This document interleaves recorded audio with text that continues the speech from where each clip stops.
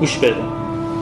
تویی که میخوای نمازات رو سر وقت بخونی، میخوای از نو شروع کنی، شاید خیلی ها مسخرت کنن، شاید خیلی ها ناامیدت کنن، شاید خیلی ها بگن ملا شدی، ریش گذاشتی.